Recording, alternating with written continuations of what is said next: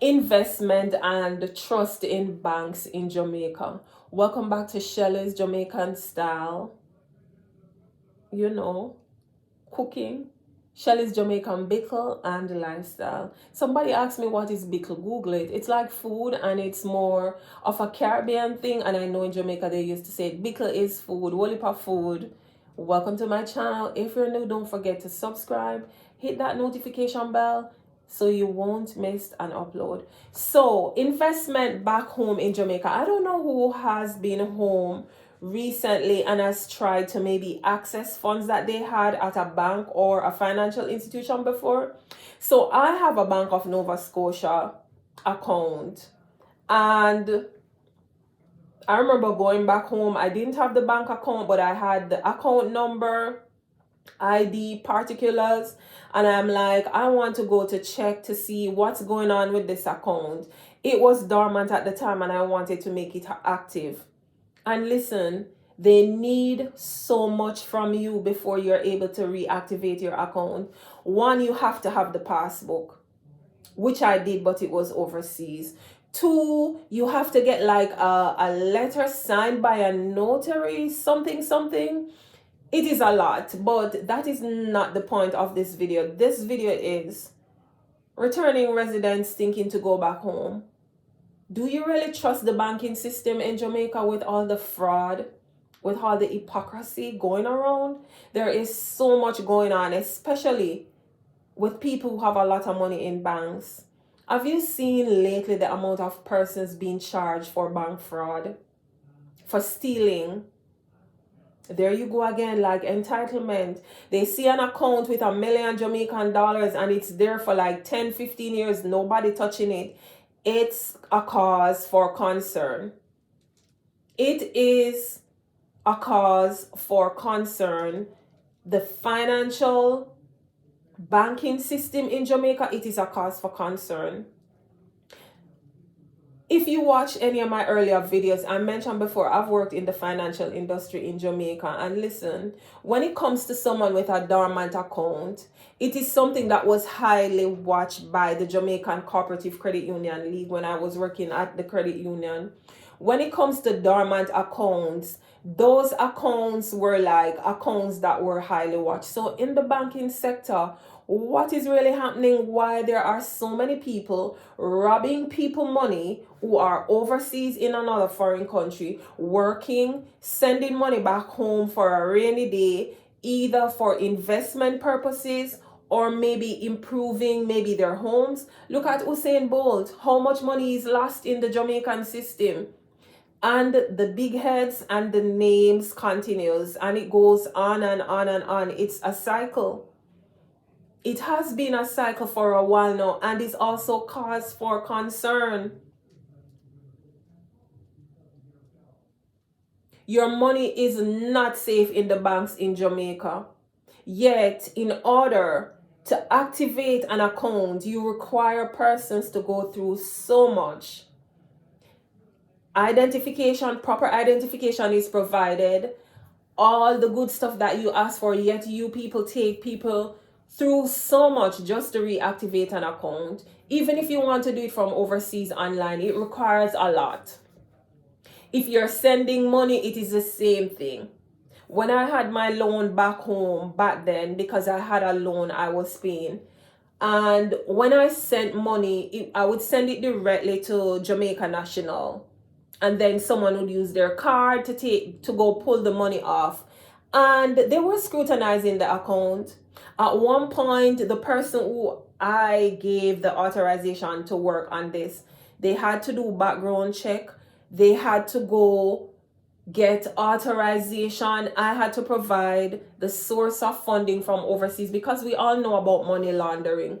And maybe based on how the money was going, they were thinking that it could have been someone overseas trying to send in money for some other reason. So that I can understand based on the money laundering portion of it, to make sure that these funds are legitimate, they're coming from a legitimate source, and also for the bank's safety and security, so there is no charge, that no lawyer has to be put on a case they're due to fraud. So I can understand why the bank would want to make sure that they're going through the proper chains of security or commands to make sure that my money that I'm sending out there, it's not no rinse money. It's not no money I probably have because I'm dealing with maybe drugs or doing something that is illegal. However, the system cannot be trusted. I don't think Bank of Jamaica is doing sufficient for people residing overseas when it comes to investing in Jamaica. I don't think the Bank of Jamaica is doing sufficient to protect and to safeguard people's money. Because if Bank of Jamaica was looking out that much for people, sending money out there to investment on stocks, bonds, all sorts of security, CDs, all sorts of and types of investments, then why would people working in the bank be privy to go in someone's account who has been dormant for maybe 5-10 years to go steal money? Make that make sense, or tell me how. Consider these things, food for thought. Make sure once you have an investment back home, it is something that you are checking up on, either online or when you travel, or you have someone that you can trust to check this for you. But make sure you are checking up on your dormant accounts, because those accounts are the accounts which people can go in, forge your signature, and be able to go in and pull money from it. And as I stated earlier, if you see or hear everything that's happening in Jamaica, there has been a lot of persons who have found out that the banks, there has been a lot of money missing. Lots of videos out there. There was this man living, I think, in St. Mary, had like $5 million. Man retired from the sugar company or some sugar, whatever. When the man went, the man had like $1 million left in his account. No one knows where the man money go. I haven't followed up with it, but I know I saw it in the news. Food for thought. You have a dormant account. You have to check on your dormant account, because if you're not checking, someone else is checking for you.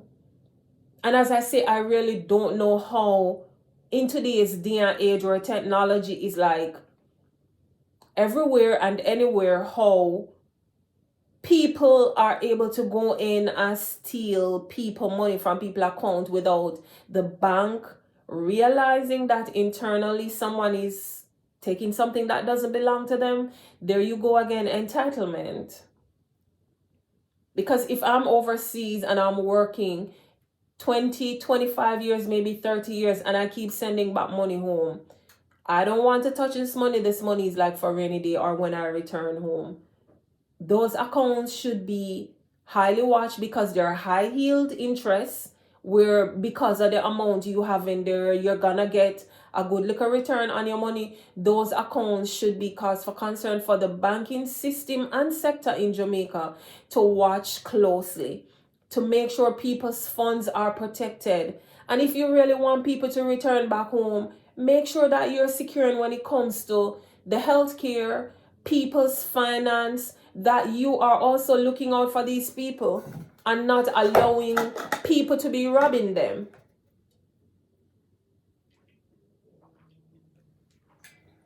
That is another cause for concern in the Jamaican society and economy when it comes to returning home or thinking to move back home. Lots of things to consider.